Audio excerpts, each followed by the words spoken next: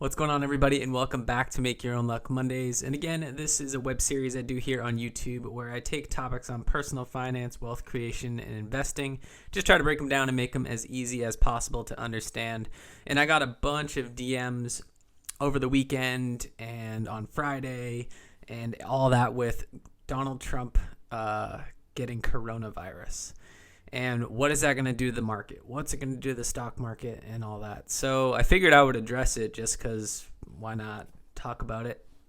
And first and foremost, the market just doesn't like uncertainty. Investors don't like uncertainty, and that's exactly what this does. It's going to cause at least 14 days of quarantine / uncertainty, and who knows what happens after that as we get towards the election and different things like that. And not to make all this political, but, with what's going on, with what the climate is right now, the media hype and all that, it does affect the market. It affects stocks. On Friday, the market closed down, and we'll have to see what happens here today. But again, people don't like uncertainty. Investors, they really don't like it. So we're going to have to see what happens here. We got a couple of weeks of speculation. We're going to definitely see some volatility as far as the market's concerned, up and down and all that. So I figured I'd let you know what my plans are, and you can do what you want with your plans, but I figure I'll tell you what I'm going to do here while all this mess is going on.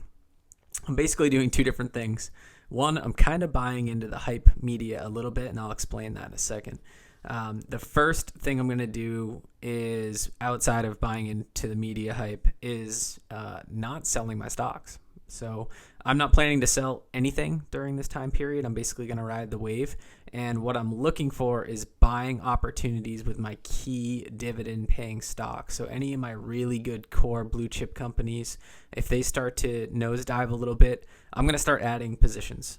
So I think it could be a good opportunity for me to go ahead and look at some of those key stocks and buy in at a little bit of a discount. And also just the S&P 500 index. If it keeps closing down, I'm just going to keep buying it more and more. So that's kind of the main plan for what I'm doing.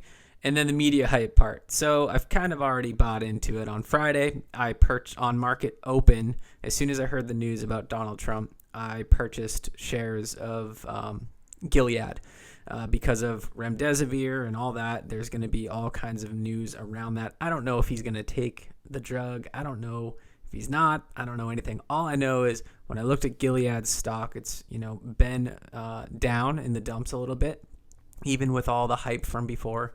So it's down, and I bought some. So we're gonna have to see what happens and what that stock does. It'd be kind of cool to follow along in the next couple weeks and just see what that thing does. But I did buy into the hype a little bit with the Gilead stock, and we'll have to see what happens. I've done a couple of bioscience kind of weird coronavirus stocks here and there. One I had all the way up to almost 100% gain, and I held on to it too long, and I'm now down to like a 30% gain, which is still really, really good. But I'm just praying it goes back up.